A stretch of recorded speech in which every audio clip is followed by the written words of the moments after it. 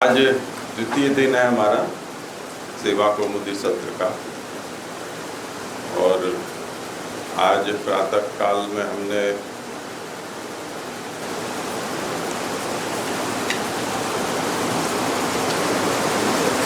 सेवा कौमुदी ग्रंथ का जो आगे का प्रकरण, जिसमें श्री लालू भट्ट जी ने भगवतेक अर्पितायाः नवविध भक्तेः मुख्यतायाः उपदेशः, भगवत सेवा की प्रमाण मूलकता, इसका निरूपण आगे किया जाना है। वो भगवत सेवा भागवत मूलिका है, क्योंकि भागवत सभी प्रमाणों में श्रेष्ठतम प्रमाण है भगवत सेवा के संबंध में। इसलिए भागवत के आधार पर आचार्य श्री लालू भट्ट जी भगवत सेवा की प्रमाण मूलकता आप सिद्ध करेंगे।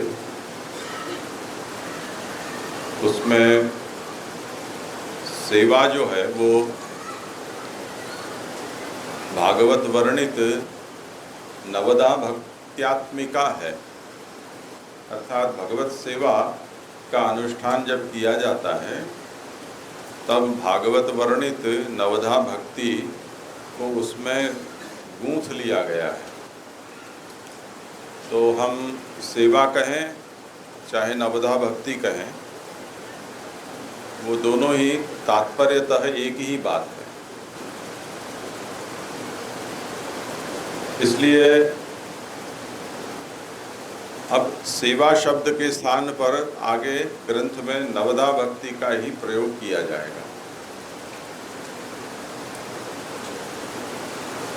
तो उसका उपक्रम प्रहलाद जी के शब्दों से ग्रंथकार ने किया है। तो हिरण्यकशिपु ने जब उनसे पूछा कि तुम क्या पढ़े, तो प्रहलाद जी ने कहा कि ये नवदा भक्ति विष्णु की करना, उसको मैं श्रेष्ठ अध्ययन मानता हूँ। तो उससे नवदा भक्ति वो भगवत सेवा का एक अनुष्ठान का प्रकार है, ऐसा इससे सिद्ध हुआ। तो नवदा भक्ति जो भागवत वर्णित है या निरूपित है, वही पुष्टि मार्ग में सेवा का भी स्वरूप है। तो इस वचन से भगवत सेवा भी भागवत प्रमाण से सिद्ध हो गई। अब रही बात ये कि सेवा का जो स्वरूप है वो कैसा होना चाहिए, तो उसमें सिद्धांत मुक्तावली में जब इस विषय पर विचार हुआ, तब आचार्य चरणों ने वहाँ ये बात कही कि चेतस तत्प्रवणम सेवा तत्सिद्ध्यै तनुवित्तजा, चित्त का कृष्ण में प्रवण हो जाना सेवा का फलात्मिका स्वरूप है, यानी वो फल लक्षण है भगवत सेवा का। तो यदि चित्त प्रवण होने के साथ अगर हम भगवत सेवा कर रहे हैं तो हमारी वो फलावस्था है, पराश्रेष्ठ अवस्था है, और उसी को मानसी कहा जाता है। ऐसी मानसी की सिद्धि होने के लिए तनुवित्तजा सेवा साधन रूपा सेवा कही जाती है। तनुवित्तजा का तात्पर्य यह है कि किसी को पैसा देकर उससे हम सेवा करवाएं या किसी से पैसे लेकर हम सेवा करें, इस तरह से सेवा नहीं की जा सकती है, उसमें दोष है। भक्ति मार्ग में दोष है, कर्म मार्ग में इसमें दोष नहीं है, पूजा मार्ग में इसमें दोष नहीं है। क्योंकि कर्म मार्ग या पूजा मार्ग में किसी अर्चक को या याजक को आप अपने प्रतिनिधि के रूप में नियुक्त कर सकते हैं। वो आपकी ओर से संकल्प करेगा और आपको जो कर्म करने हैं वो कर्म वो स्वयं करेगा। वो जो भी कर्म करेगा उसका फल उसे नहीं मिलेगा, क्योंकि उसने आपकी ओर से संकल्प किया है, इसलिए फल आपको प्राप्त होगा। पर यदि आप उसे दक्षिणा देना भूल गए तो वो दोनों का कर्म विफल जाएगा। उसे तो कुछ वैसे भी प्राप्त नहीं होना है, पर आपकी ओर से उसने कर्म करने का संकल्प लिया था, अगर आप उसकी दक्षिणा उसको देते तो उसका फल आपको प्राप्त होता। पर आप दक्षिणा देना भूल गए या नहीं दी लोभवश, तो उसका फल आपको भी प्राप्त नहीं होगा। और उसके अतिरिक्त ब्राह्मण के द्वारा दक्षिणा बिना कर्म करवाने का पाप है, वो आपके अतिरिक्त लगेगा। तो कर्म मार्ग में या पूजा मार्ग में ऐसी व्यवस्था है कि आप कर्म कुशल न हो या पूजा में कुशल न हो, किसी कारणवश आपकी ऐसा स्वास्थ्य न हो कि अनुष्ठान में आप स्वयं बैठ सकें, तो आप किसी को अपना प्रोक्सी नियुक्त करके प्रतिनिधि के रूप में उससे वो कर्म करवा सकते हो। कई लोगों का अधिकार नहीं होता है कर्म में स्वयं बैठने का, उस स्थिति में वो अपने प्रतिनिधि द्वारा वो कर्म करवा सकते हैं। ये व्यवस्था कर्म मार्ग में या पूजा मार्ग में है। और आजकल सर्वत्र ये जो कर्मकांडी पुरोहित ब्राह्मण वर्ग हैं, वो ये कर्म करते हैं और आप सब लोग उनसे वो कर्म करवाते हो, ये प्रसिद्ध है, कोई नई बात नहीं है। इसी तरह जो मर्यादा मार्गीय देवालय होते हैं, उन देवालय में भी जो अर्चक होते हैं वो उस देव मूर्ति का अर्चन आपके प्रतिनिधि तया करते हैं। तो आप पूजा का सामान लेकर आएं, उनको दें, वो आपकी ओर से संकल्प करेंगे। देवाराधन करने के बाद जो भी आपको देय होगा वो प्रसाद आदि देंगे, आप उनको उस कर्म की दक्षिणा देंगे, तो ये कर्म उनका संपन्न हो। ये उनकी वृत्ति है। वो पूजन खुद का पूजन नहीं है, वो आपके ओर से किया गया पूजन है। इसलिए जैसे गैया होती है, उनको आप चाहें तब भी आप में उनको कैसे पालन करना, उसकी कुशलता हमारे अंदर नहीं होती है। तो हम किसी गोपालक सेवक को रखते हैं जो हमारी गैया हो या किसी संस्था की हो, उसकी सेवा चाकरी करता है, हम उसका पोषण करते हैं। ठीक है, आपकी गौ सेवा हो गई। उसमें वित्तजा सेवा किसी और की, तनुजा सेवा किसी और की, ये व्यवस्था मान्य है। परंतु भक्ति मार्ग में आजकल व्यावसायिक भाषा में इसको आउटसोर्सिंग कहते हैं।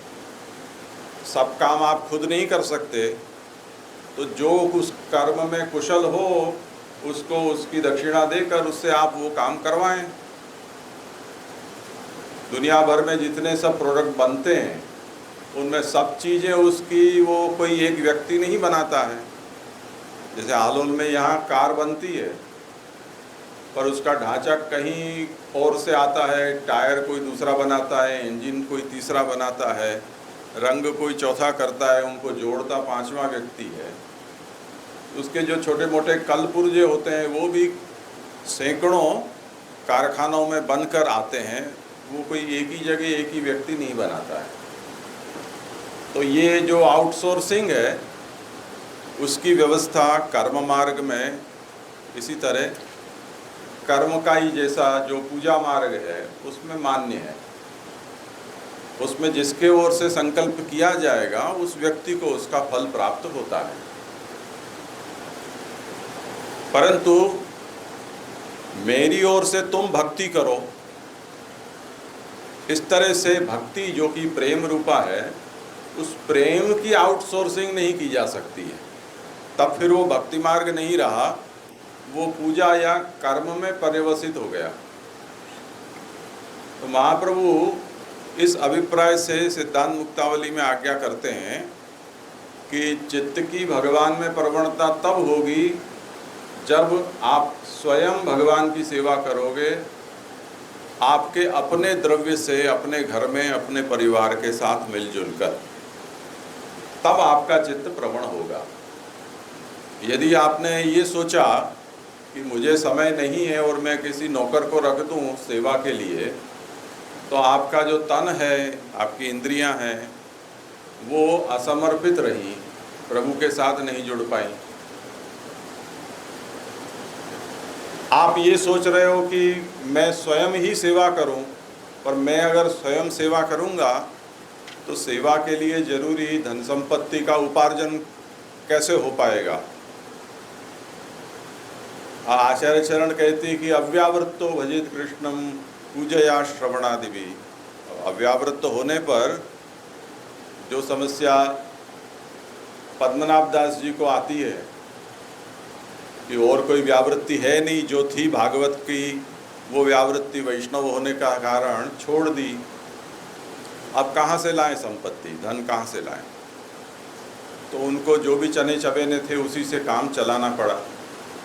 अब इतना वैराग्य नहीं है तो कोई ये सोचे कि भगवान के लिए देने वाले तो बहुत लोग हैं, मैं भगवत सेवा करूं, दर्शन खोलूंगा और लोग जो दे जाएंगे उससे मैं भगवान की सेवा करूंगा, तो वित्तजा उनकी हो जाएगी, तनुजा मेरी हो जाएगी। तो मुझे सेवा के लिए किसी और के ऊपर निर्भर नहीं होना पड़ेगा, सेवा चलती रहेगी, ठाकुर जी को भोग सामग्री भी लग जाएगी और महाप्रसाद से मेरा भी निर्वाह हो जाएगा। तो सेवा और मेवा दोनों प्राप्त हो जाएंगे, तात्पर्य यही है। तो महाप्रभु कहते हैं कि ऐसा नहीं हो सकता है, क्योंकि भगवत सेवा को आजीविका का साधन बनाने पर शास्त्र ये कहता है कि देवलकत्व दोष प्राप्त होता है। यानी भगवत सेवा को धंधा बनाया, ये महापाप है। और इस तरह से देव पूजा को जो आजीविका बनाता है उसको इतना अपवित्र माना गया है कि अगर उसको छू लें तो भी स्नान करना पड़े, चांडालवत उसको अपवित्र माना है। तो अब ये सब रास्ते बंद हो गए। महाप्रभु सिद्धांत मुक्तावली में इस अभिप्राय से ये आज्ञा कर रहे हैं। अब उसमें यहाँ जो प्रहलाद जी का वचन है और जिसका तात्पर्य अर्पिता क्रियते, इस शब्द की विवृत्ति में श्री लालू भट्ट जी ने किया, उसमें क्या अर्थ किया देखो ध्यान से, सिद्धांत मुक्तावली को इसके साथ जोड़ के सोचना। कि प्रहलाद जी ये कहते हैं कि पुंसा यानी हम मनुष्य विष्णु को अपनी भक्ति को अर्पण करें। भक्ति को अर्पण करने का मतलब है विष्णु में उसका स्थापन करना, अर्पणम स्थापनम। स्थापित करने का मतलब है फलांतर में उसका विनियोग नहीं करना, अर्थात भगवान का श्रवण कीर्तन आदि हमें भगवान की प्रसन्नता से अतिरिक्त और कोई उद्देश्य से नहीं करना है। ये यहाँ उसका फलितार्थ हुआ। और इसमें आपने ये उदाहरण दिया कि दंतवक्र ने जब उनके सभी साथियों को भगवान ने वध कर दिया, उस प्रसंग में ये एक वचन आता है कि हताश्व कुंजरम चकार तरिहेव हताश्व कुंजरम। उस समय पूरी जमीन को हाथी और घोड़ों से मरी हुई कर दी, ऐसी पाट दी जमीन को। तो वहाँ ये जो शब्द का प्रयोग है उसका अभिप्राय ये नहीं है कि मरे हुए हाथी घोड़ों को उठाकर जमीन पर बिछा दिया, पर वहाँ उनका वध स्वयं किया है। तो अर्पिता करणम, इसका तात्पर्य यहाँ प्रहलाद जी ये कहना चाहते हैं कि कर्म मार्ग में या मर्यादा मार्ग में जिस तरह से जिस विषय को जो जो जानते हो उनको इकट्ठा करके और उनसे कर्म करवा लो, उनको पैसे दे दो, संकल्प आपकी ओर से उन्होंने किया है, आपको उसका फल बैठे बिठाए मिल जाएगा। तो अर्पिता करणम का मतलब रेडीमेड सब लाकर सजाकर रख दो। पर ऐसा प्रहलाद जी कहते हैं कि नहीं, पर आपको स्वयं करना है। तो स्वयं करने का मतलब सीधी सी बात है कि जो आचार्य चरण ने तनुवित्तजा शब्द से आज्ञा की है कि पोताना तन थी ने पोताना धन थी, घरमा करवी छे कृष्ण सेवारे अमे वारे अमे वारे, वो सिद्धांत यहाँ कहा जा रहा है। अब पुष्टि मार्ग की दुर्दशा ये हुई कि पता नहीं हम लोग इसमें फंसे हैं या फंसाया गया या हमको अच्छा लगा और हम लोगों ने ही इसको आगे किया। पर इन दिनों में जो प्रवाह चल रहा है वो प्रहलाद जी जो आज्ञा कर रहे हैं उससे ठीक विपरीत है। जो हवेली पंथ चल रहा है वो यहाँ जो कही जा रही बात है उससे सर्वथा विरुद्ध प्रणाली है। हवेली पंथ क्या है, उदाहरण मैं देता हूँ कि जो देवालय या हवेली या मंदिर बनते हैं उसमें गांव के कुछ लोग इकट्ठे होते हैं, गोस्वामी को बुलाते हैं कि हमको हवेली खोलनी है, या गोस्वामी किसी गांव में लोगों को श्रेष्ठियों को बुलाता है कि हमको यहाँ हवेली खोलनी है। क्यों खोलनी है, आप यहाँ रहकर ठाकुर जी की सेवा करोगे? नहीं नहीं नहीं, वो नहीं करेंगे, हम तो हमारा घर गांव, हमारा धंधा रोजगार और जगह है, वहाँ पर हम हैं। तो यहाँ कौन सेवा करेगा?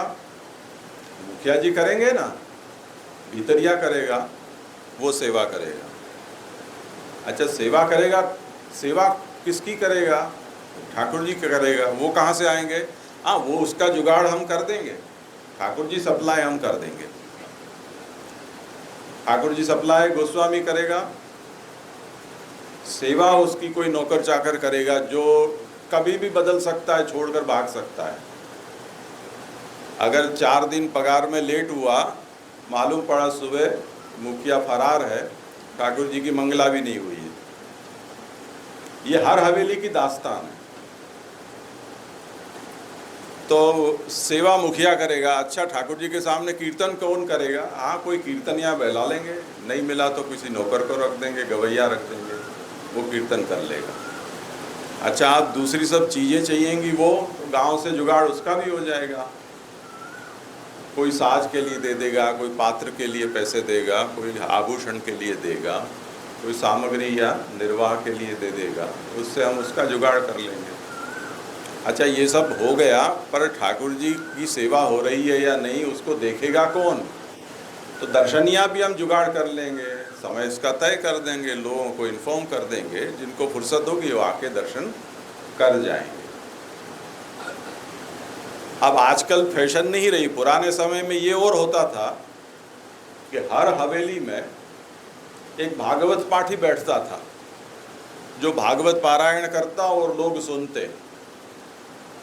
आजकल क्योंकि अब श्रवण भक्ति में लोगों की रुचि नहीं रह गई है, सुनने के लिए घर बैठे बहुत कुछ मिलता है, तो अब वो श्रवण नहीं मिलता। वरना पुराने समय में ये भी था कि एक पुराणी वहाँ बैठता और वो पुराण पाठ करता और उसको लोग सुनते। और देखो, कीर्तन भक्ति का भी जुगाड़ हो गया, श्रवण भक्ति का भी जुगाड़ हो गया। हम जो उसको ऑब्जर्व करें और चेक लिस्ट में हम अगर नवदा भक्ति गिने तो हम शुरू करें, श्रवण भक्ति हो रही है, हाँ, श्रोताएं 4-5 हैं जो डोसियाँ सुन के भागवत सुनती हैं, श्रवण भक्ति हो रही है।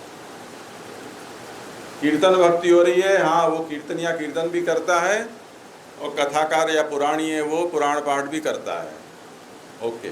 स्मरण, जब ट्रस्टियों की मीटिंग होती है कि हवेली ढंग से चल रही है कि नहीं, तब हम भी उसका स्मरण कर लेते हैं कि हाँ, सब कुछ ठीक ठाक चल रहा है। ये स्मरण है। और बाकी यथा योग्य जो जो भक्तियाँ हैं वो कोई ना कोई चल रहा है, यानी एक भी भक्ति मिसिंग नहीं है। तो ये जो भक्ति का स्वरूप है, आपने उसका ही एक जुगाड़ आपने बैठा दिया, सब चीज़ें इकट्ठी कर ली, ये असेंबली है।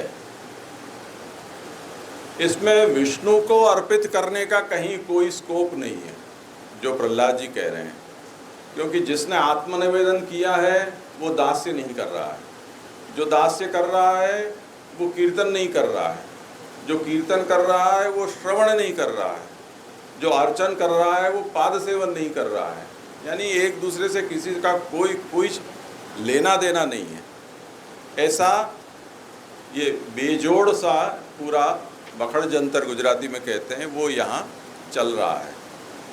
तो यहाँ लालू भट्ट जी ये कहते हैं कि प्रहलाद जी का नवदा भक्ति करने के लिए जो उत्तम अध्ययन कहा है, उसका ये अभिप्राय नहीं है कि कहीं से भी इन 9 आइटम को उठाकर और आप जोड़ दो और उसको आप ये कहो कि हाँ हो गई नवदा भक्ति और यही उत्तम अध्ययन है, तब फिर आप भ्रमित हैं। जो श्रोता है वो ही वक्ता होना चाहिए, जो वक्ता श्रोता है वो ही स्मर्ता भी होना चाहिए, और उसी के द्वारा बाह्य और आभ्यंतर स्वरूप की ये जो षड्विधा आगे की भक्तियाँ हैं वो भी उसका अनुष्ठान उसे करना होता है, ये उसका स्वारस्य है। तो ये नवदा भक्ति का स्वरूप प्रहलाद जी के द्वारा जो वर्णित हुआ, और उसमें अन्य फल के लिए इसमें से कोई भक्ति नहीं होनी चाहिए।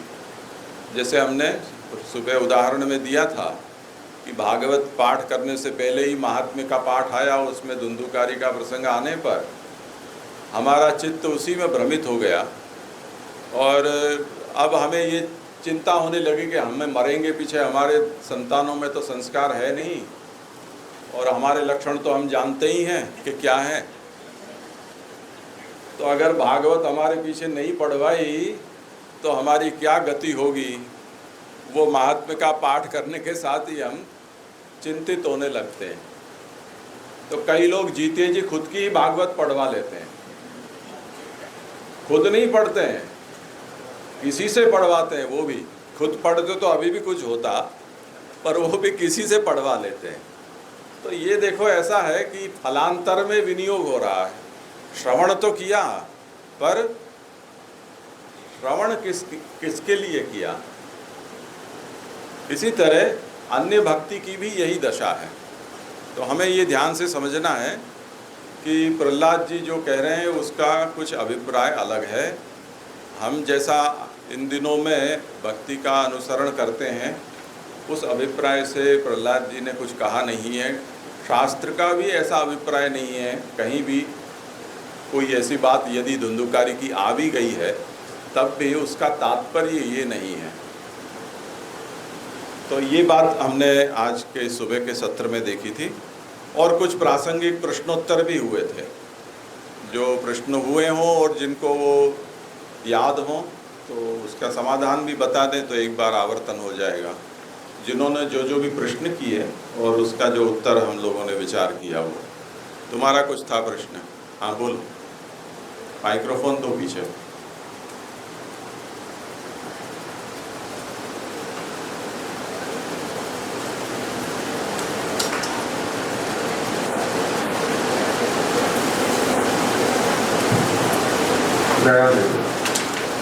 मेरा प्रश्न वैसा था कि नारद जी और नवदा भक्ति, उसमें कोई रिलेटेड है? मतलब नवदा भक्ति में हमको 9 भक्ति करनी चाहिए पड़ती है सेवा के लिए, तो नारद जी ने एक भक्ति, एक जन्म गीत, तो वो कैसे की? तो जैसे आपने बताया कि ये सब एग्जाम्पल्स दिए गए हैं हमको समझाने के लिए कि ये भक्ति कितनी इम्पोर्टेंट है और कितनी अच्छी है, और हमको नौ भक्ति सब करनी चाहिए। और एक भक्ति नहीं करेंगे और दूसरी भक्ति करेंगे तो उसका कोई अर्थ नहीं है। इसीलिए हमको 9 भक्ति करनी चाहिए, और सब श्रवण कीर्तन और वो सब हमको करना चाहिए। हम एबल नहीं है करने के लिए तो हम नहीं कर हमको वो नहीं करना चाहिए कि हम बहरे हैं तो हम वो नहीं कर सकते। तो वो एक्सेप्शनल है, नहीं तो हमको नव सब करना है, तो कर दीजिए। हाँ ठीक है। दूसरा प्रश्न था कुछ, बहुत लोगों के थे प्रश्न तो। हाँ वहाँ पीछे माइक भेजो ना।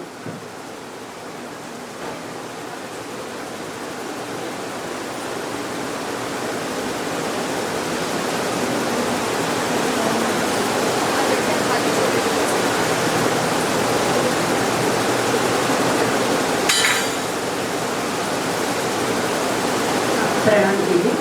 मेरा प्रश्न यहाँ पे जो संदर्भ दिया था भागवत पुराण का, कि जिसमें यन्मे अर्पित शीर्षः पद्मकर प्रसादः, वो जो पोजिशन दिया है उनको यही संदर्भ में समझना है कि अर्पिताः इज इक्वल टू स्थापन। अर्पिताः, तो वहाँ पे जो अर्पित का बोला है वही का मीनिंग स्थापन है। हाँ। उसी के संदर्भ में ही एक एग्जाम्पल मेरे को लेता है, बाकी इसमें ये संदर्भ नहीं है। हाँ ठीक है। और कोई से विषय? ये शुरुआत में जो कल तीर्थ ने प्रश्न किया था उसके संदर्भ में और अधिक स्पष्टीकरण हमने आज देखा था। तो वहाँ पर प्रश्न यही था कि यहाँ पर श्री लालू भट्ट जी भागवत जी का प्रामाण्य या मूर्धन्य प्रामाण्य कैसे बता रहे हैं। तो वहाँ पर विस्तृत चर्चा करते हुए हमने ये विषय देखा था कि हर एक विषय का स्वतः प्रामाण्य उस विषय के अंतर्गत होता है। जैसे एक दृष्टांत जो आपने बताए थे कि कोई ये पूछे कि वेद में डायनासोर का दृष्टांत कहाँ है, या कोई ये कहे कि बाइबल के अंतर्गत घोड़े के दांत कितने हैं, तो वो विषय के लिए वह शास्त्र रचा नहीं गया है। इसलिए जो शास्त्र जिस विषय के लिए रचा हुआ है उसके अंतर्गत उसका प्रामाण्य माना जाता है।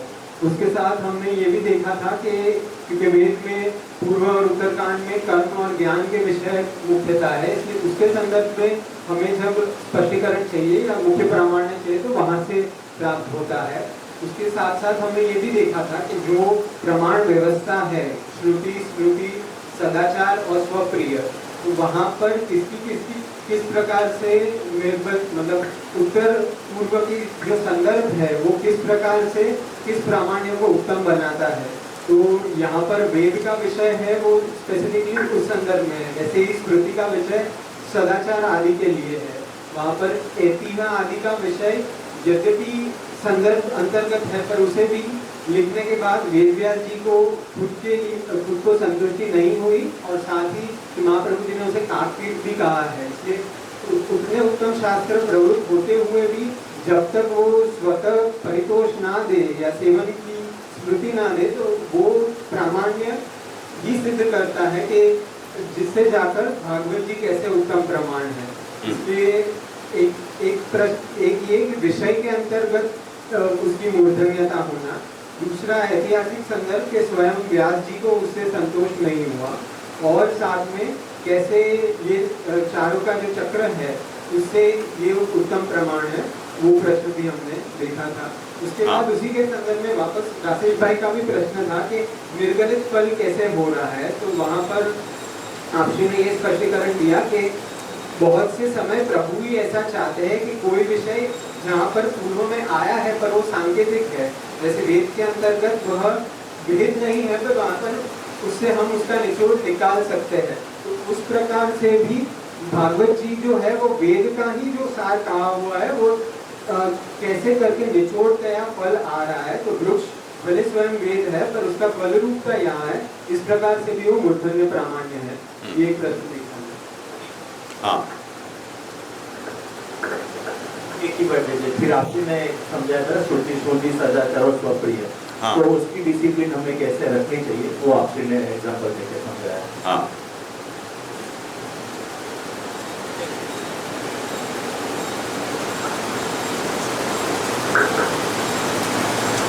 જે સવારનો પ્રશ્ન નથી નવો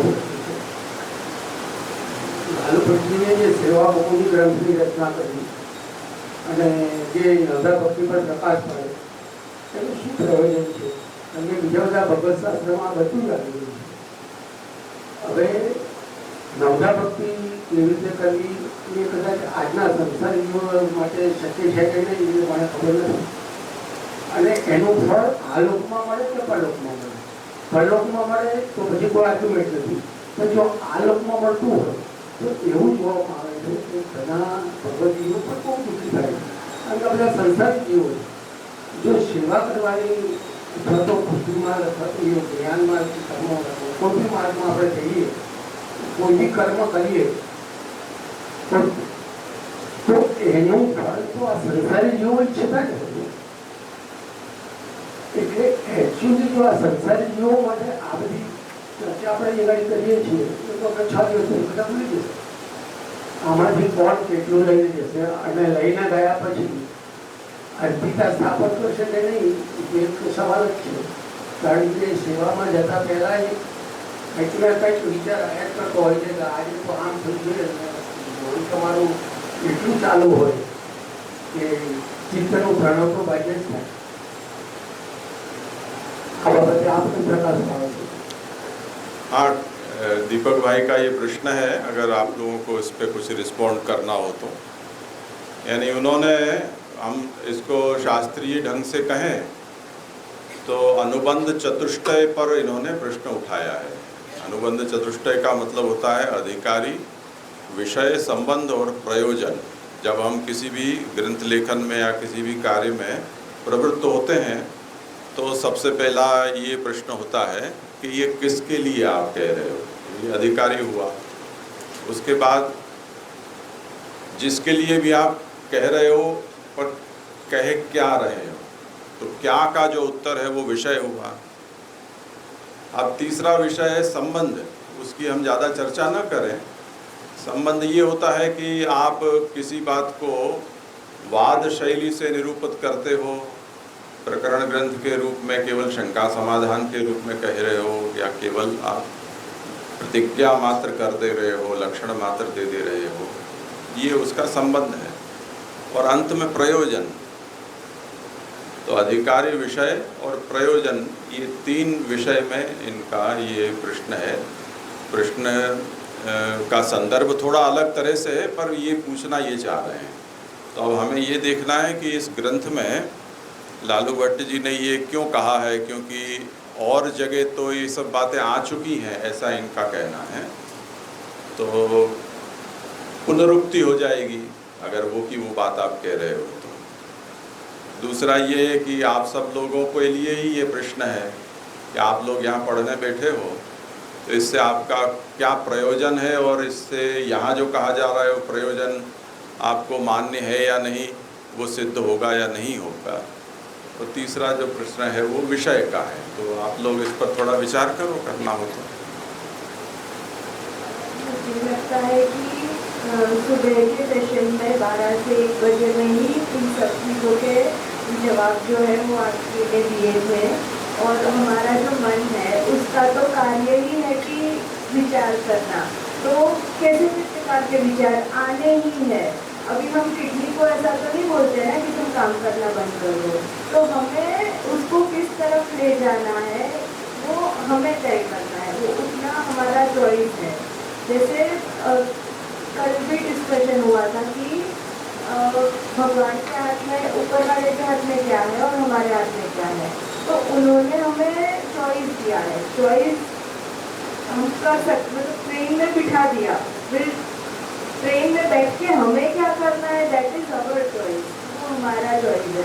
तो मन तो काम करेगा अपना, हमें उसे किस तरफ लेके जाना है वो हमें डिसाइड करना है। और बाकी के जो जवाब है वो तो आपने सुबह 12 से 1 बजे के बीच में ही दे दिए। और मतलब हमें कंटिन्यू उन्होंने जैसे बताया हमें रोज़ ही सेवा करनी है, भले वो मैकेनिकल हो, जब तक उसमें प्रेम ना आ जाए तब तक कंटिन्यू करना है। और प्रेम आ जाता है तो मुख्य है हमारा सफल है। और किसी को कुछ कहना? ये अधिकारी के विषय में सोचे तो जैसे पहले आपने पहले दिन भी बताया था कि जैसे जयपुर के राजा थे वो विद्या संगीत थे, मतलब ऐतिहासिक के पक्ष में, और वो उसकी भक्ति मार्ग में नवदा भक्ति का क्या स्वरूप है तो मूल लालू भट्टी ने ये ग्रंथ पुष्टि भक्ति मार्ग में नवदा भक्ति का क्या स्वरूप है वो रहता है। हमारे तक खींच के लाना हो तो जैसे आपने समझाया कि महाप्रभु जी के या पर्वती आचार्य का तो उतना मुझे आइडिया नहीं है, लेकिन महाप्रभु जी के शब्दों में उनको नवदा भक्ति का इतना वर्णन नहीं मिलता है। कहीं कहीं पे श्रवणादि से ऐसा मिल जाता है, लेकिन नवदा भक्ति का हम पुष्टि भक्ति मार्ग में, क्योंकि हम अविहित कह रहे हैं जब पुष्टि भक्ति मार्ग को, तो इसको कैसे अपने सेवा के चौकी में बैठा है। और जैसे आपने आज्ञा की थी कि लालू भट्टी बहुत सरल विषय, डिफिकल्ट विषय को सरल विषय में समझाते हैं। तो जब हम है तो धर्मशास्त्र में, सनातन संस्कृति में, तो वहाँ नवदा भक्ति बहुत जगह पे ये वर्ड फेमस वर्ड है, लेकिन वो ये नवदा भक्ति वहाँ जिस तरह से प्रयुक्त है, क्या पुष्टि मार्ग में भी वही तरीके से हम उसको लेना चाह रहे हैं कि नहीं, तो हम उतनी अपनी समझ पर कर सकते हैं एज अधिकारी पुष्टि भक्ति मार्ग के संप्रदायी कि नवदा भक्ति का स्वरूप अपने पूर्वाचार्यों के हिसाब से पुष्टि भक्ति मार्ग में क्या होना चाहिए। तो एक अधिकारी के रेफरेंस में ये सोच सकते हैं। विषय के संबंध में तो आ ही गया है कि नवदा भक्ति का स्वरूप, या अगर पहले प्रकरण की बात करें और प्रयोजन तो हम ये जैसे आप सबके प्रयत्न कर रहे हैं कि हम नवदा भक्ति जो आज के कहलाते पुष्टि मार्ग में जहाँ 99% नवदा भक्ति का स्वरूप विपरीत दिशा में जा रहा है, तो हम अपनी जीवन शैली में कितना हो सके उतना ला सके।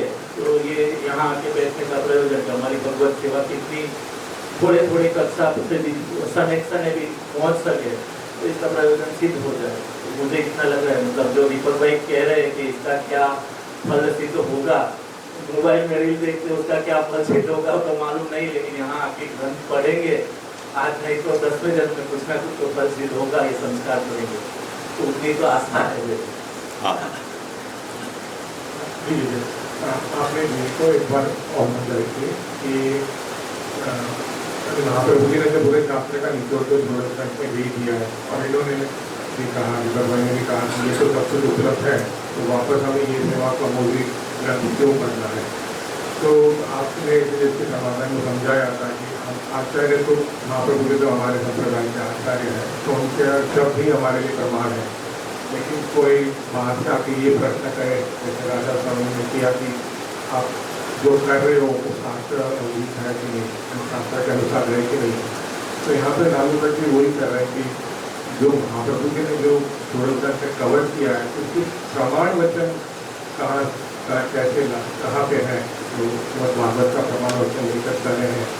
तो जैसे कि महाप्रभु जी ने सब कुछ थोड़ा से कवर किया है, लेकिन ये कोई अन्य संप्रदाय या कोई अंश आके ये प्रश्न पूछे कि आपका यानी जो सेवा मार्ग है वो शास्त्र के अनुसार है कि नहीं, तो उसको समझाने के लिए ये पूरा ग्रंथ यानी पढ़ कर समझा सकते हैं।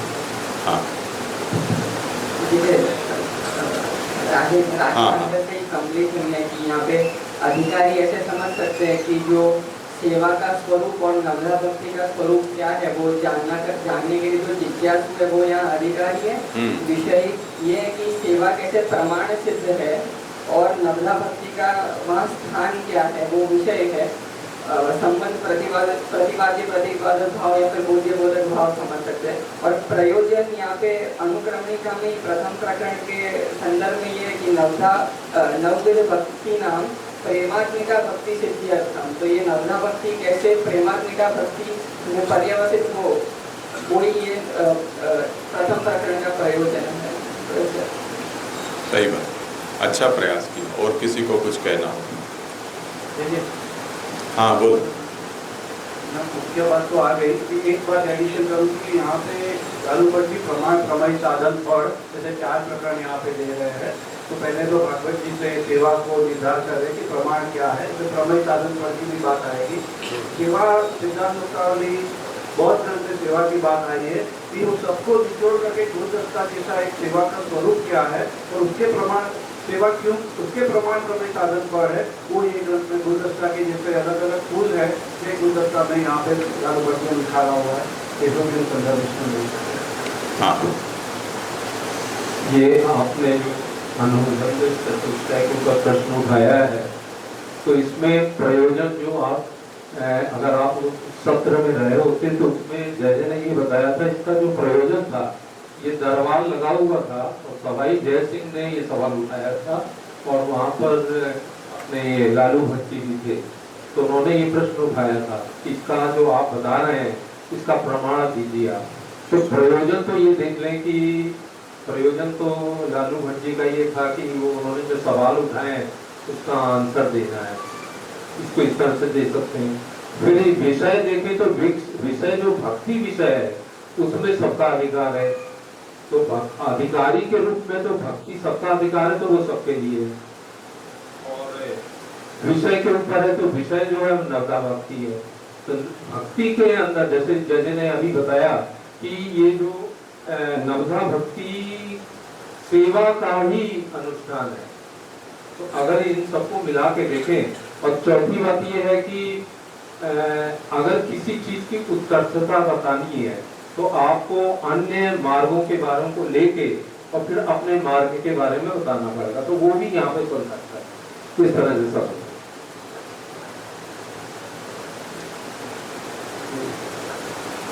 મારું કહેવાનું એવું હતું, પ્રયોજન એટલે કે લાલુ ભટ્ટીનું શું પ્રયોજન હતું? ગ્રંથનું પ્રયોજન તો છે જ. આપણે જોઈએ છે કે નવધા ભક્તિ બધી જગ્યાએ આવી છે. નીચોડે ગુલદસ્તો તો સુરતમાં બી આવી ગયો, એમાં બધું જ આવી જાય. જે પેલા જો અધૂરું ગયું રહી ગયું તો પેલા ચેતવણીમાં આવી જાય, બીજા ભગત શાસ્ત્રમાં આવી જાય. એટલે રિપીટ કરવાનો શું અર્થ હતો એ વાત. બીજું કે નવધા ભક્તિમાં સ્થાપન શબ્દ જે આવ્યો, આશ્રિતા શબ્દ જે આવ્યો, એ પ્રમાણે આપણે આ સંસારી જીવો સેવા કરી શકીશું એ વસ્તુ. ફલની બાબતમાં એવું હતું કે આ લોકમાં મળશે તો પરલોકમાં મળશે. પરલોકમાં તો મારે તો કોઈ સવાલ નથી, એનો કોઈ આર્ગ્યુમેન્ટ નથી.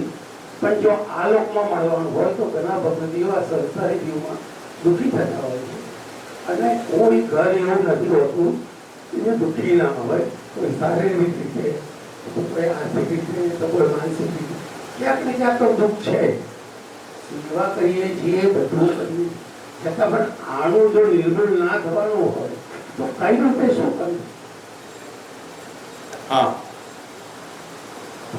इन्होंने अपने जो अनुत्तरित बातें हैं वो फिर से इन्होंने कही, तो उसके ऊपर किसी को कुछ कहना हो। हाँ जी, यहाँ उलझ गया है केवल, उसको सुलझा दो। और ये मैट, यहाँ की मैट ऊपर कर लो ना तो थोड़ा प्रकाश बढ़ जाएगा। ऊपर जाकर खींच लो ऊपर, वल्लभाधीश की जय। ऊपर जाओ, खींच लो। नीचे बंधी हुई है क्या? हाँ तो खोल दो।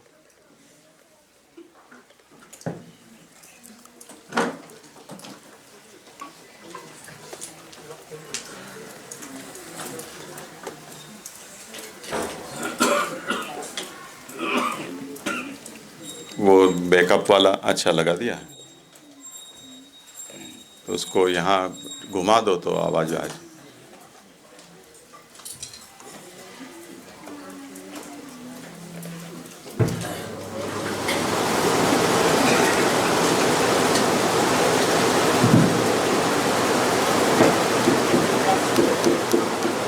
हाँ, ये प्रश्न कौन ले रहा था?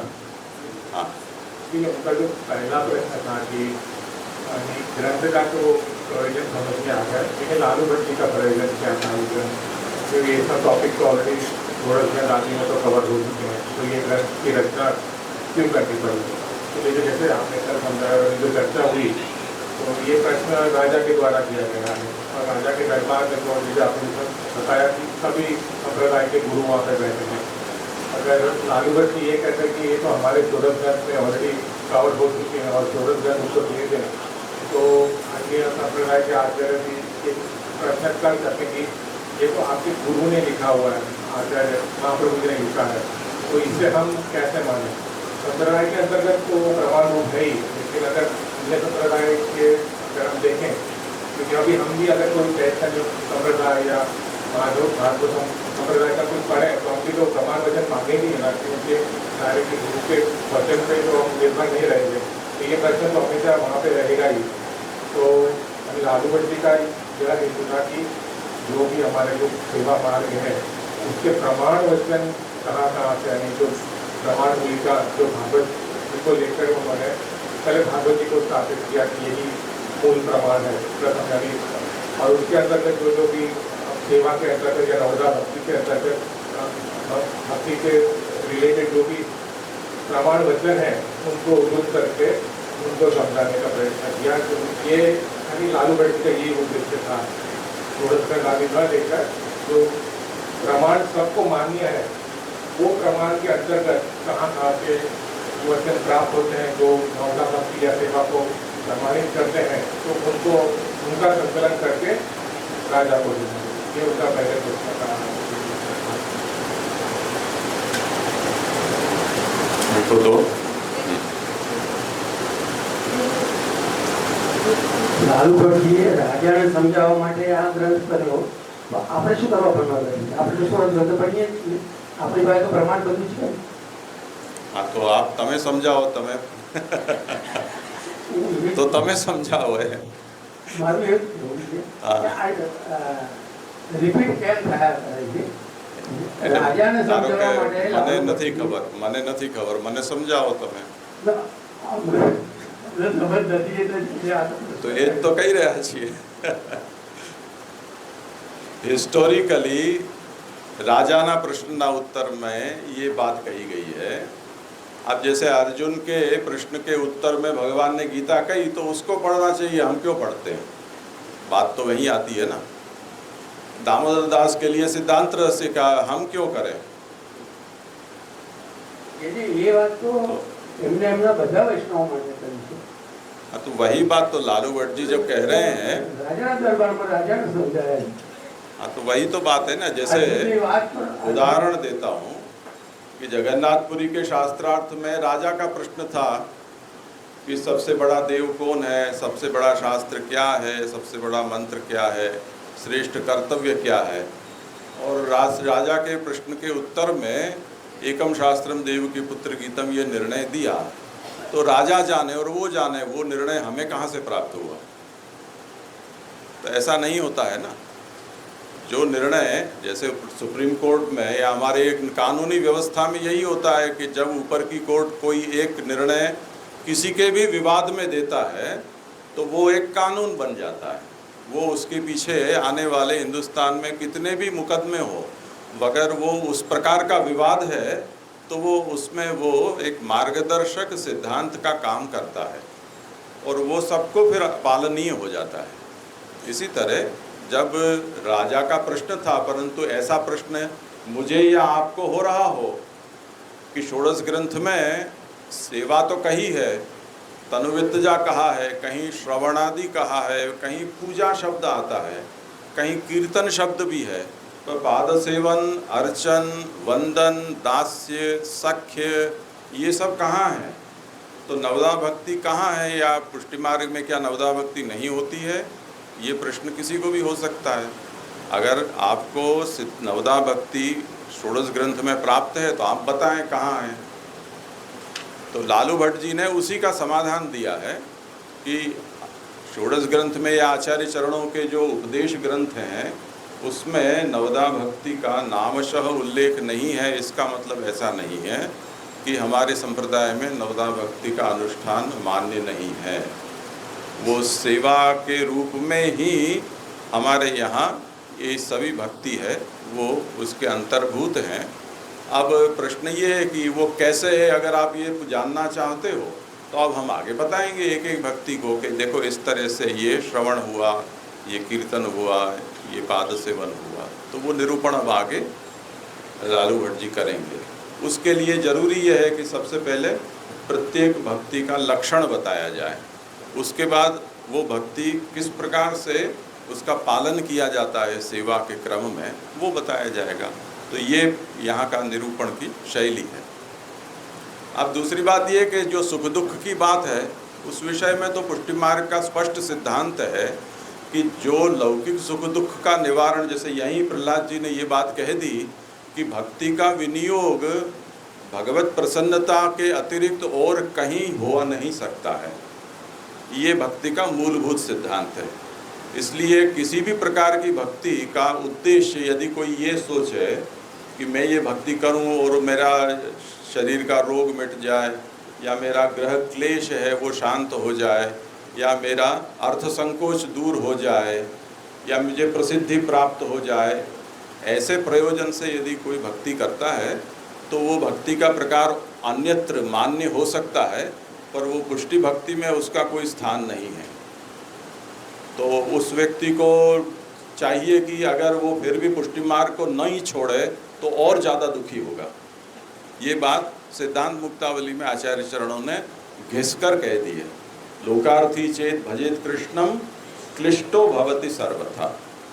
अगर आप लौकिक कामना की पूर्ति के लिए कृष्ण भजन कर रहे हो और भगवान ने आपको पुष्टि मार्ग में स्वीकार किया है तो आप और भयंकर दुखी होगे, ऐसे होगे कि सोच नहीं सकते।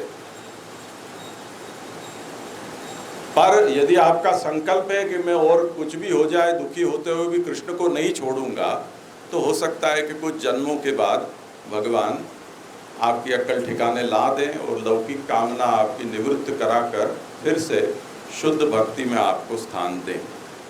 तो ये तो प्राथमिक सिद्धांत है। इसलिए पुष्टि मार्ग के सामने आदर्श रूप में ये मुद्दा ही नहीं है कि अगर मैं भगवत सेवा कर रहा हूँ पर घर में कंकास क्यों है, क्यों अनीति करते हैं, क्यों लोग दुराचरण करते हैं, क्यों दुर्व्यसन करते हैं, तो ये मुद्दा मुख्यतः यहाँ नहीं है। ये बहुत अलग स्तर पर ये पूरी बातें हैं, समझे ना। जैसे नेचुरोपैथी में आकर कोई ये कहे कि मुझे सिगरेट क्यों नहीं मिलती है, तो उसको उठाकर फेंक दिया जाएगा। ये कामना तुम्हारे अंदर होनी कि एक तो प्राकृतिक उपचार केंद्र में आना और सिगरेट दारू जैसी तामसी व्यसनी वस्तु, चाय कॉफ़ी भी जहाँ मान्य नहीं होती है वहाँ तुम ऐसी याचना करोगे तो उठाकर फेंक देंगे तुमको। उस तरह से ये पुष्टि भक्ति जो है वो जिस भूमिका पर यहाँ कही जा रही है उसमें इस प्रकार के लौकिक या पारलौकिक विषयों की कामना या उसकी पूर्ति या अपूर्ति की जो चिंता है वो प्रासंगिक नहीं बनती है। हमें भक्तों में क्यों दुख दिखने मिलता है, ऐसा प्रश्न हो तो उसका समाधान हमारे पास है। और दुख है, कोई व्यक्ति दुखी है, पीड़ित है, तो उसको भक्ति साधन मिल गया है तो भगवान के पीछे पड़ गया है कि चलो अब करो मेरे दुख दूर, मैं आपका भक्त हूँ, मैंने इतनी भक्ति की है, मेरा आपके ऊपर इतना उपकार है, तो अब आप कुछ मेरे लिए करो। तो ये जो दृष्टिकोण है वो भक्ति मार्गी दृष्टिकोण आदर्श नहीं है, निंदनीय है। और दुख इसलिए होता है कि हमारे प्रारब्ध हैं। अब तुमने जो कर्म किए हैं उसके अच्छे बुरे फल तुमको भोगने मिल रहे हैं, उसमें भगवान क्या करें। चाहें तो भगवान सब कुछ कर सकते हैं, पर भगवान ये कह सकते हैं कि तुम्हारे कर्म हैं, तुम सुधारो और तुम भुगतो। तो उसमें तुम मेरी भक्ति को लाओगे तो तुम पुष्टि मार्ग में नहीं रहे हो, तुम उस लायक नहीं हो। जैसे कहीं हम ऑफिस में जाएं और टेबल पर बैठा हुआ अफसर है, वो देखते ही हमको काटने दौड़े, उद्धतता से कुछ भी जवाब दे, हम कहते रहे कुछ सुने नहीं, काम न करे, कलम हाथ में न उठाए, उत्तर न दे, अभी हम समझ सकते हैं घर में कुछ हुई है महाभारत। अन्यथा तो इसी के लिए उसको पगार दिया है, यही सीट उसके लिए दी गई है। अब जो आदमी घर में है, अब पता चला कि ये घर में से कुछ करके आया है उपद्रव, तो हम क्या कहेंगे, घर की बात तुम घर में रखो, यहाँ क्यों इस झंझट को लाते हो। तुम कुछ भी करके आए हो घर में, यहाँ तो तुमको जिस काम के लिए बैठाया है वो काम तुमको वफादारी से करना है। तो कहने का तात्पर्य क्या है कि इन दोनों चीज़ों को आप मिलाओ मत। आपकी भूमिका घर में जो हो सो घर में सेट करो, वहाँ जाको शाम को जाओगे, फिर तुमको जिसने पीटा उसको तुम पीट देना, हमको क्यों काटने दौड़ रहे हो, ये हम कहना चाहते हैं। इसी तरह यदि आप भक्ति करना चाहते हो तो भक्ति का मतलब प्रेम है, पुष्टि भक्ति का मतलब निरुपाधिक निष्काम प्रेम है।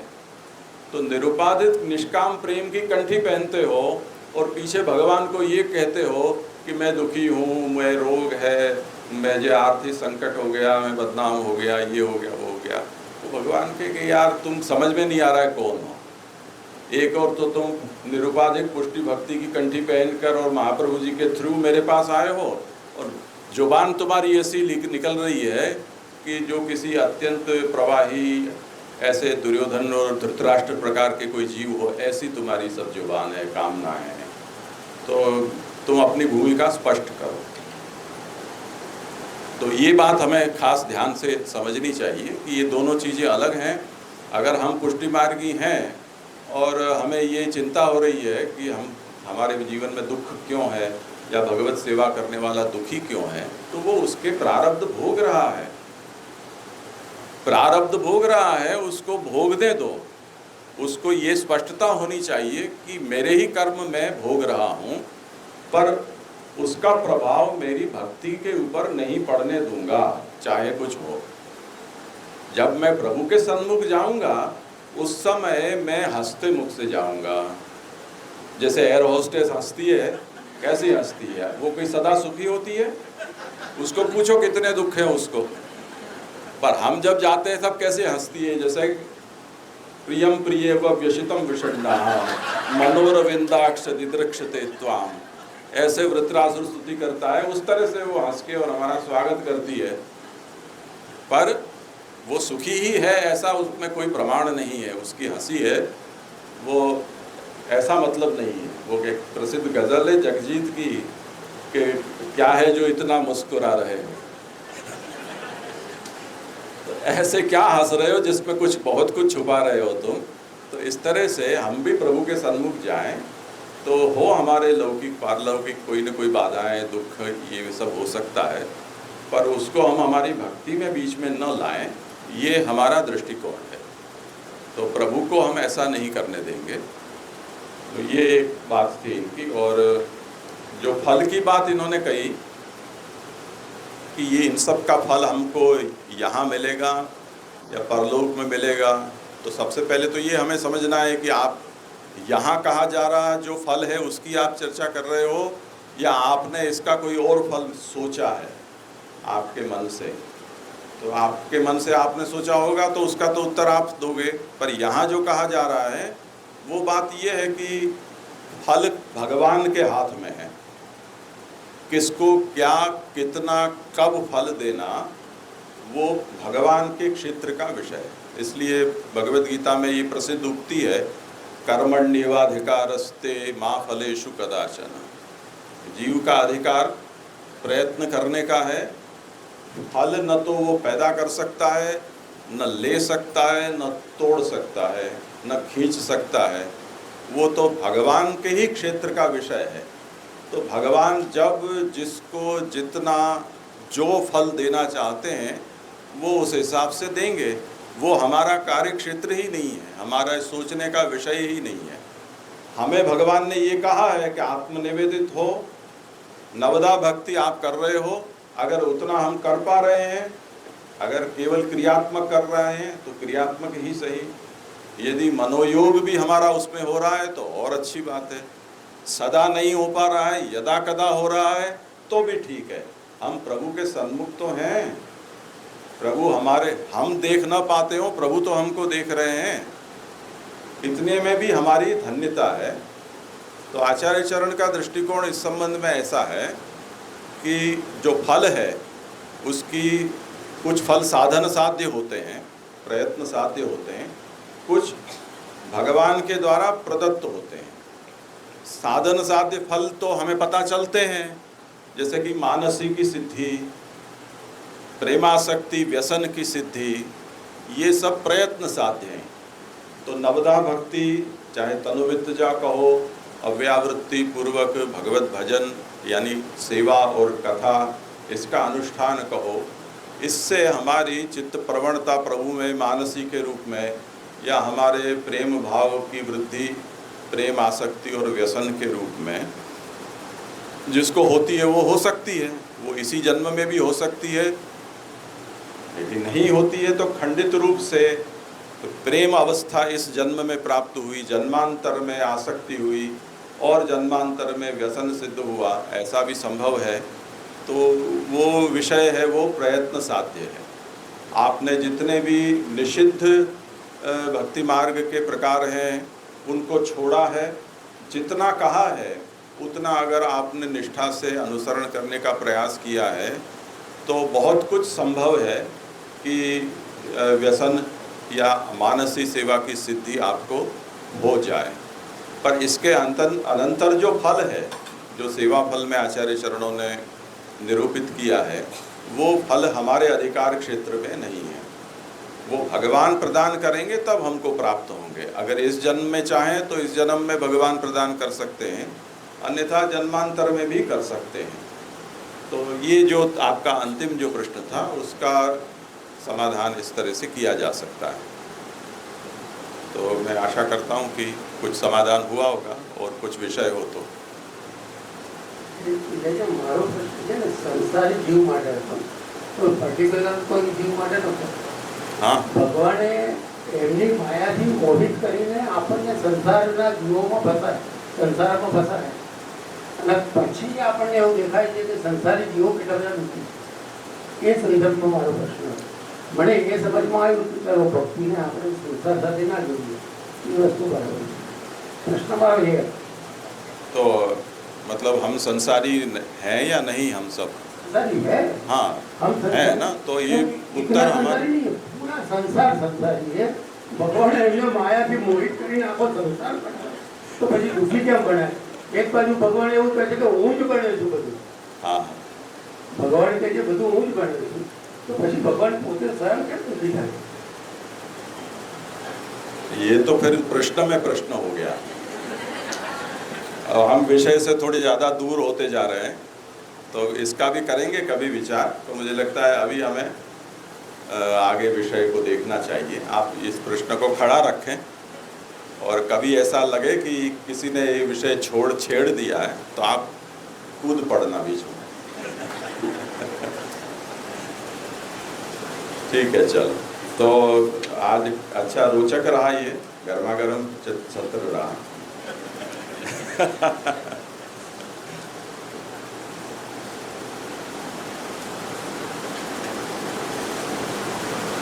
तो ये विषय प्रातः काल में जो हमने ग्रंथ में अंत में ये देखा था कि नवधा भक्ति भगवान को अर्पित करनी है, यानी हमारी नवधा भक्ति का स्थापन भगवान में करना चाहिए। तो श्रवण का विषय भगवान हो। अब भगवत संबंधी श्रवण का कोई और प्रयोजन न हो, बस वहीं अटक गए। इसी तरह कीर्तन स्मरण आदि भी भगवान के हो, भगवान के लिए हो, उससे कोई अन्य लौकिक पारलौकिक फल की अभिलाषा न हो। अगर ऐसा होता है तो भगवान साधन बन जाएंगे और आपकी जो अभिलाषा है वो फल बन जाएगी। तो आपकी जो भक्ति है वो अन्य फल की प्राप्ति का साधन बन गई। जैसे कोई आदमी हमसे अचानक मिलने आए और हम बहुत प्रसन्न हो, अच्छा आओ आओ, कैसे हो, बहुत समय में मिले, बहुत खुशी हुई, आओ आओ, बैठो बैठो, ऐसे हम उसका स्वागत करें।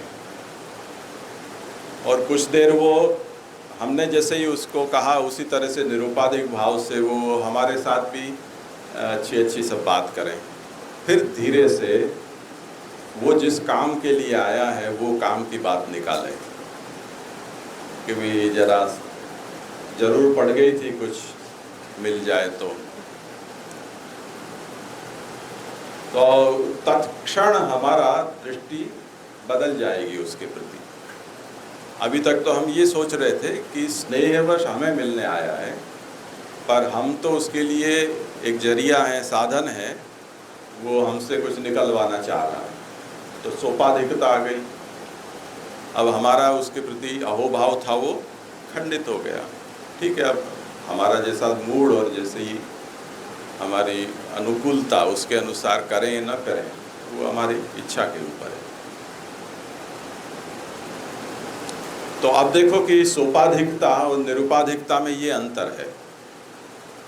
सोपाधिकता का मतलब ये है कि कोई और प्रयोजन और कोई फल हमारे दृष्टि में हो और उसका साधन हम भगवान को या भगवान की भक्ति को बनाएं। जैसे मैंने अभी ये उदाहरण दिया कि बीमार आदमी कहे कि भी इतनी साल मैंने आपकी सेवा की, अब मेरी बीमारी का समय आया है, आप कुछ कर दो, ऐसे। तो उसने एक तरह का व्यापार किया है भगवान के साथ, गिव एंड टेक का। मैंने आपको कुछ दिया, अब आपको मुझे देना चाहिए। तो यदि भक्ति का इस तरह से फलांतर में विनियोग किया जा रहा है तो वो प्रहलाद जी कहते हैं कि ठीक नहीं है। अब ये कैसे, इसमें समस्या क्या है? जो दीपक भाई के प्रश्न में भी ये कुछ बात थी, और इससे पहले भी एक दो प्रश्न थे जिसमें हमने ये बात देखी कि ये बात सब लोगों की समझ में नहीं आती है। हम भारतीय धर्म के अतिरिक्त थोड़ा कहीं और देखें तो ईश्वर के पास कुछ मांगना वो तो एक भक्ति का ही प्रकार उनके यहाँ मान्य है, सर्वमान्य है। हम ईश्वर से न मांगे तो और किससे मांगे? और अगर हम ईश्वर से न मांगे तो ईश्वर का काम क्या है? ये प्रश्न उठता है।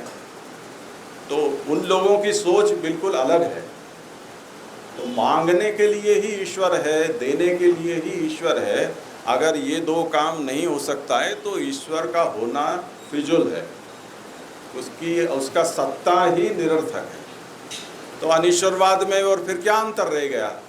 ईश्वर है पर मांग नहीं सकते, तो नास्तिकी क्यों नहीं हो जाए? ये एक छलांग लगा दी जाती है। तो ये दृष्टिकोण को समझना बहुत मुश्किल है। तो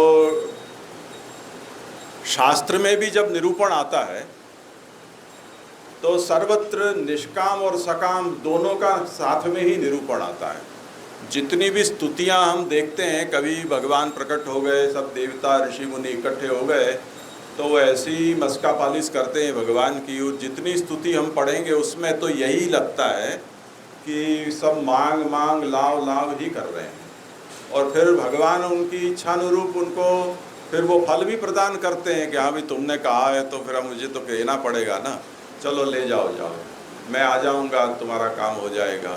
ऐसे छोटी मोटी हर चीज़ विषय में, जैसे वो अमृत चाहिए था, समुद्र मंथन करना है, अरे भाई कुछ कर दो। भगवान ने कहा मेरू पर्वत उखाड़ लाओ और डाल दो पानी में और उसको मत दो, हो जाएगा। अरे मेरू पर्वत आएगा कैसे? तो आप ही लेकर आओ।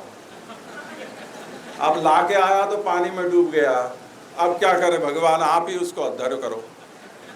तो ऐसी मजदूरी करवाते हैं भगवान से, और भगवान पीछे हंसी खुशी मजदूरी कर भी लेते हैं कि अच्छा ठीक है चलो लाओ, मेरी पीठ में खुजाल बहुत आ रही है, मेरू पर्वत का रख दो, ऊपर मंदराचल घूमेगा तो मेरी खुजली मिट जाएगी। मैं ऐसा सोचूंगा कि मेरी इतनी विशाल पीठ में खुजली कौन करता अन्यथा।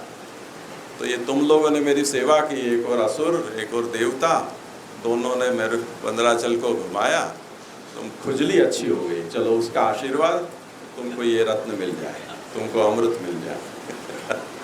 तो अब ऐसी ऐसी भगवान की विचित्र लीला है जिसके कारण अच्छे अच्छे के दिमाग घूम जाते हैं कि देवता भी मांगते हैं, ऋषि मुनि भी मांगते हैं, सब लाव लाव करते हैं और भगवान देते भी हैं। तो अब उस लाइन में हम भी जुड़ जाएं तो उसमें क्या बुराई है? अब ऐसा करते हैं तो फिर शास्त्र फिर ये भी कहता है, जैसे प्रहलाद जी के ही प्रसंग में, ये प्रहलाद जी से ही सब रामायण शुरू हुई है। तो भगवान ने प्रहलाद जी के ऊपर प्रसन्न हुआ तो भगवान ने कहा कि तू मांग ले। अब प्रहलाद जी कहे कि मांगू तो मैं आपका सेवक क्या, और आप ये सोचकर मुझे कुछ दो कि मैंने इस आपकी भक्ति की है तो आप मेरे स्वामी क्या?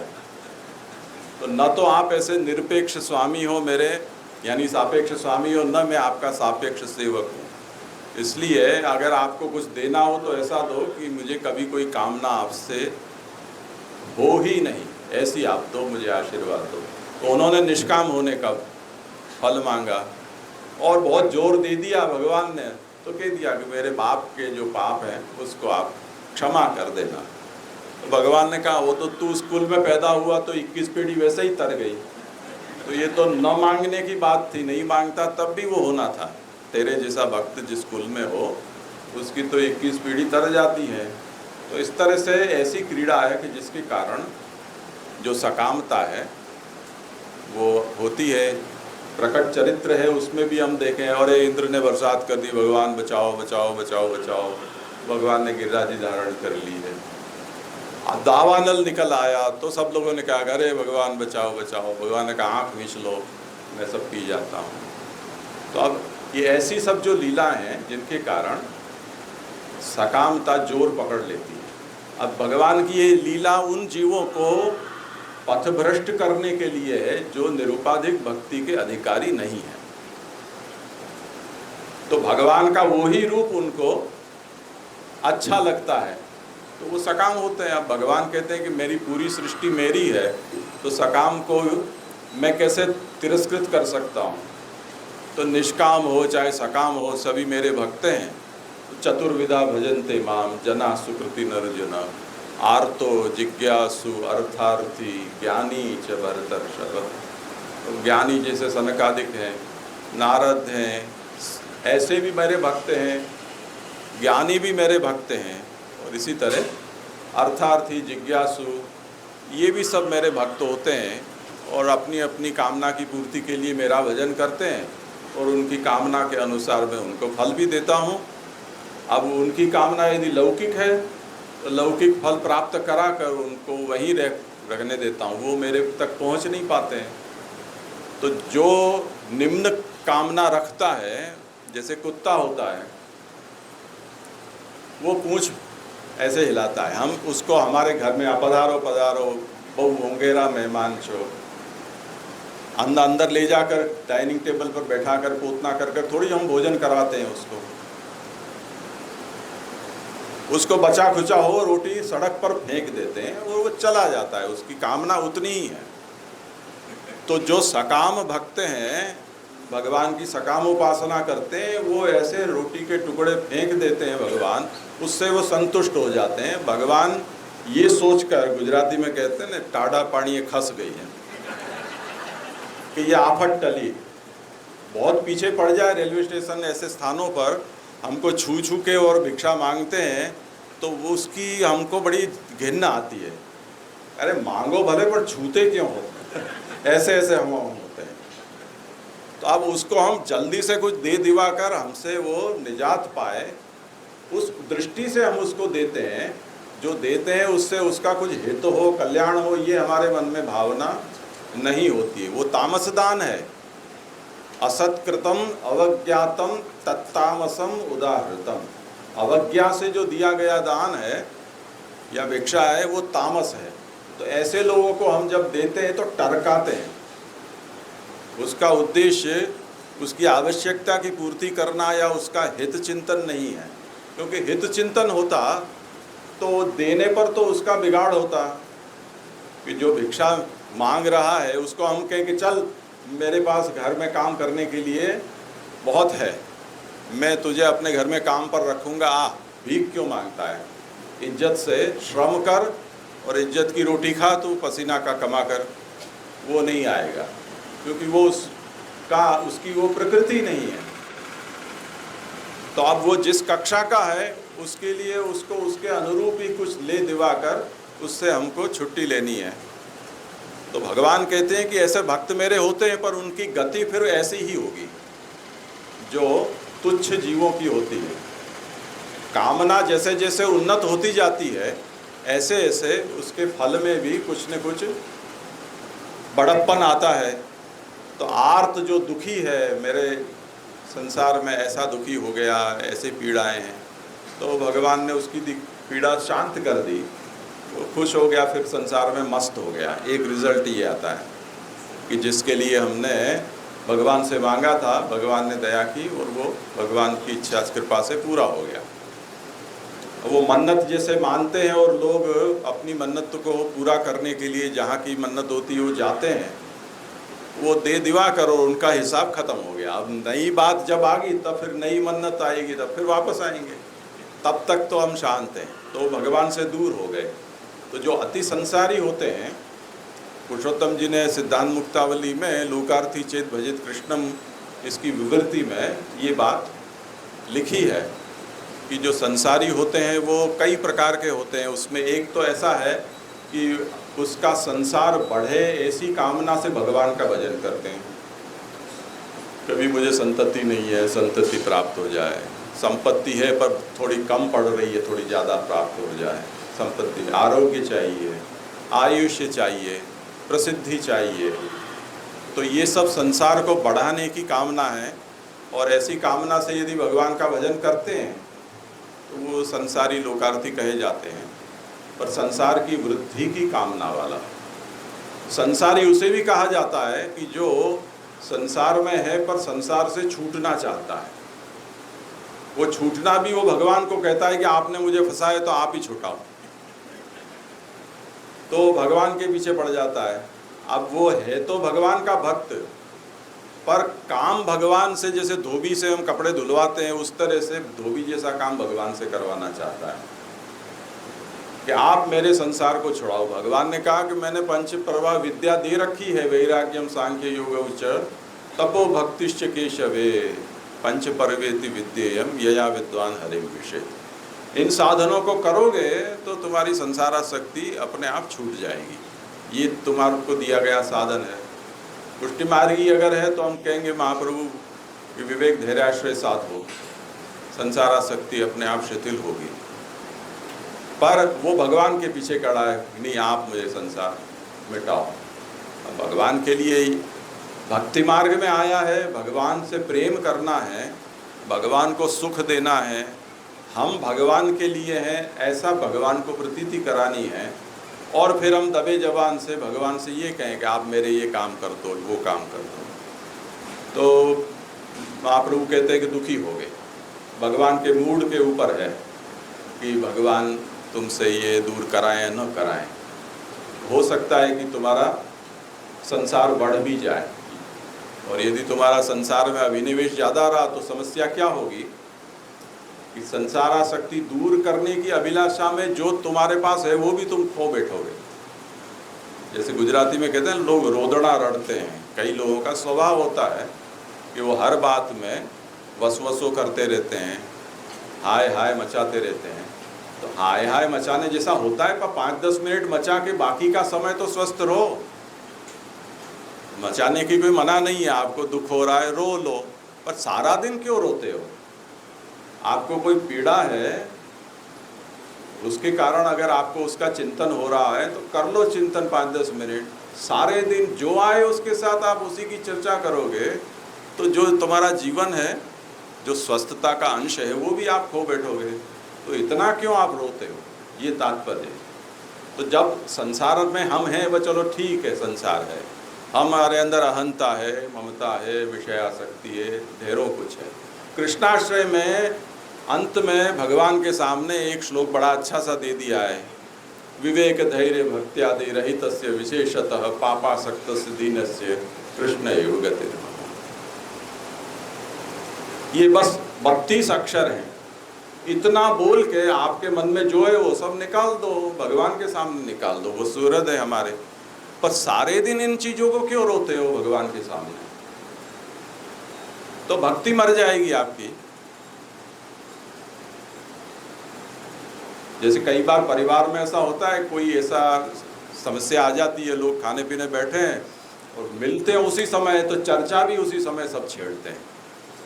तो आप भोजन महाप्रसाद ले रहे हैं, उसका स्वाद लेने की बात एक और रह गई, और जो प्रपंच और जो क्लेश और जो क्रोधादि आवेश हैं वो सब के सब उस समय चर्चा में उपस्थित हो जाते हैं। तो भोजन भी एक और गया, अंग नहीं लगेगा, और समस्या का समाधान भी नहीं हुआ, क्योंकि ये तो सनातन है, इसका तो कोई अंत होने ही वाला नहीं है। घर है तो ये समस्या है ही है, आप कभी इससे बाहर नहीं आ सकते। तो जो लाइलाज हो उसका इतना चिंतन क्यों करते हो? स्वीकार कर लो। महाप्रभु यही कहते हैं धैर्य में, तो बाकी का जीवन तो आप स्वस्थता से निकाल सकोगे, ये तात्पर्य है। तो संसारी यदि संसार निवृत्ति की कामना से भगवान के पास जाता है, वो पुष्टि मार्गी या भक्त क्यों न हो, पर भगवान के पीछे ये कहकर पड़ जाए कि आप मेरा संसार दूर करो, तो रिस्की काम है ये। क्योंकि भगवान आपको देख रहे हैं कि महाप्रभु जी की चिट्ठी लेकर आया हुआ आदमी है, कंठी तुम्हारी महाप्रभु जी की पहनी हुई है, तो भगवान के एक्सपेक्टेशन ये हैं कि ये जैसे ही मेरे सामने आएगा तो प्रेम की बात करेगा, मेरे सुख की बात करेगा, मेरी लीला की बात करेगा, और उसके बजाय इसके मुंह से तो न जाने क्या बकवाद निकल रही है। तो ये कहीं वंचक तो नहीं है, मुझे ठगने तो नहीं आया है महाप्रभु की कंठी पहनकर, महाप्रभु का नाम लेकर मुझे धोखा तो नहीं कर रहा है। भगवान ये सोचेंगे। अब सोचकर भगवान ने अगर उपेक्षा की तो हम दोनों तरह से गए।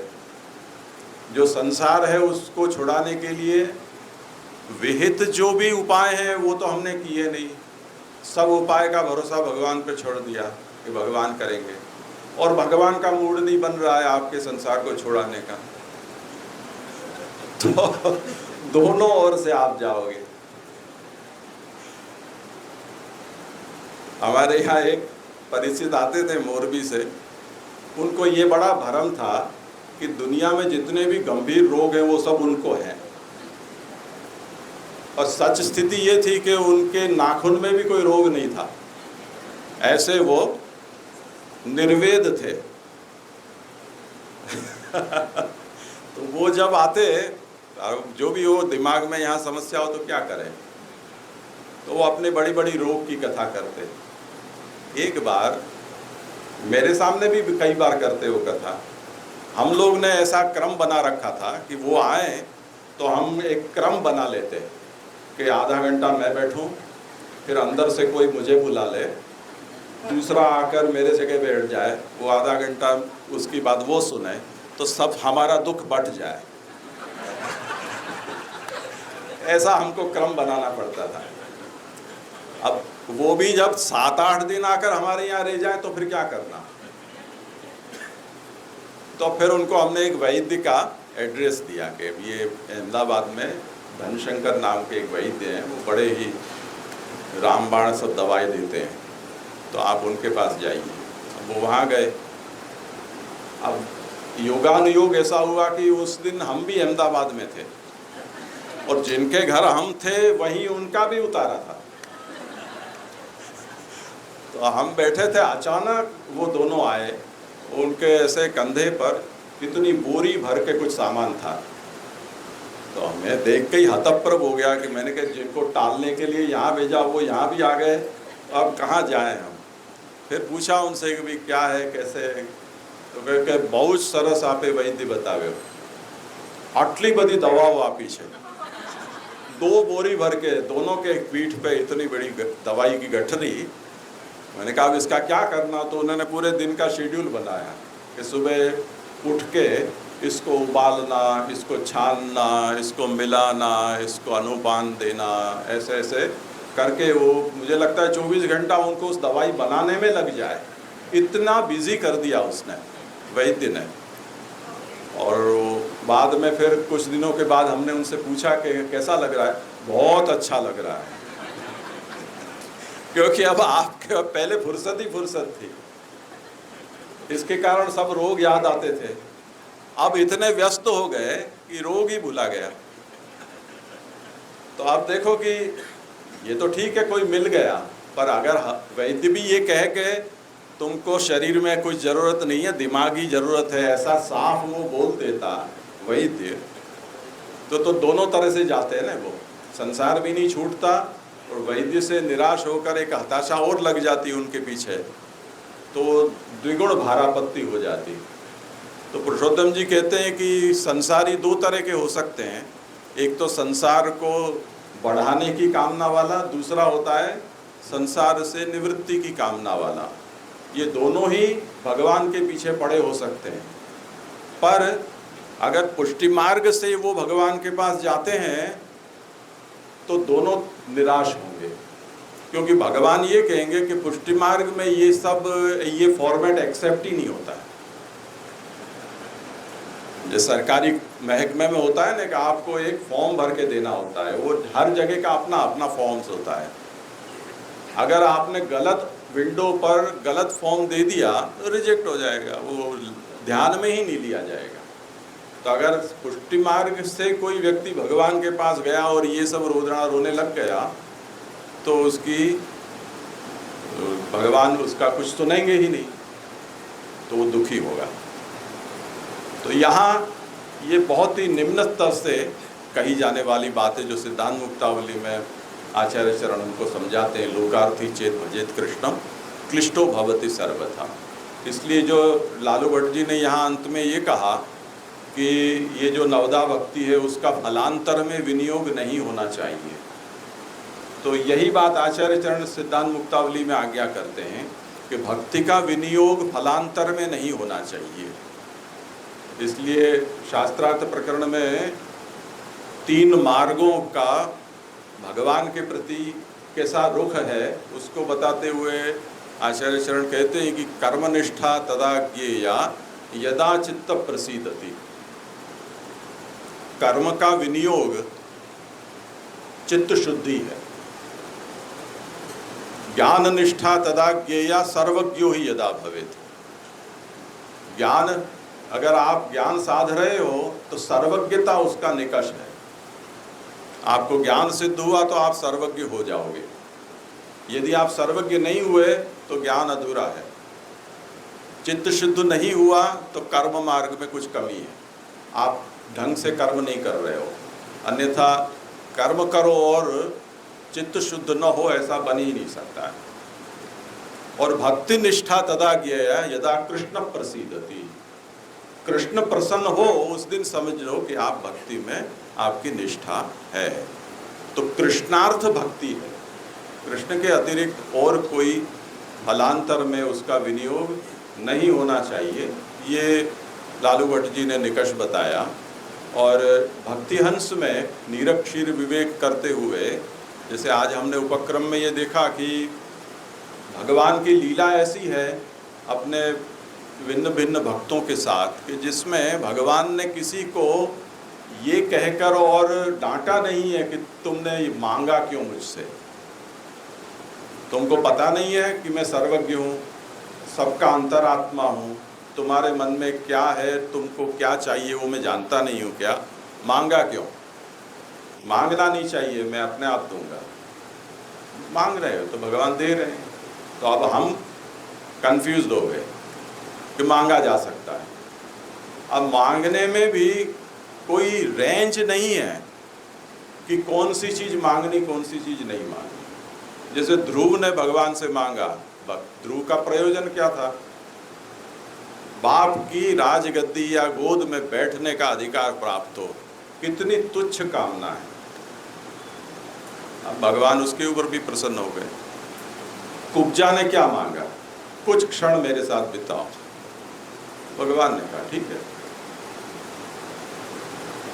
तो जिस प्रकार की कामना भगवान एंटरटेन करते हैं उसको आप रिस्पोंड करते हैं, उनके संतुष्ट करते हैं, उससे तो ऐसा लगता है कि मांगने में या कामना रखने में भगवान ने अपनी ओर से कुछ बुराई नहीं समझी है।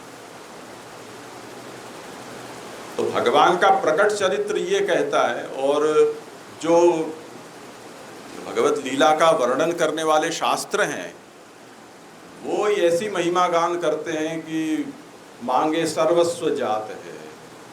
अगर आपने मांग लिया तो आपने सब कुछ खो दिया। बिना मांगे मिले वो महत् फल है। तो दूसरी ओर मांगने में लज्जा आनी चाहिए, मांगना बुरी बात है, भक्ति का दुरुपयोग है, हीन प्रकार की भक्ति है, ऐसा सिद्ध होता है। तो यहाँ हम फंस जाते हैं, यानी बुद्धि हमारी मुक्त हो जाती है कि इसमें से हमें क्या करना। तो उस संबंध में यहाँ अब भक्तिहंस में प्रभु चरण इसका निरूपण करेंगे। अभी कितने बजे हैं? 5:30 हुए हैं। थोड़ा विराम कर लो, उसके बाद भक्तिहंस का प्रकरण शुरू करें।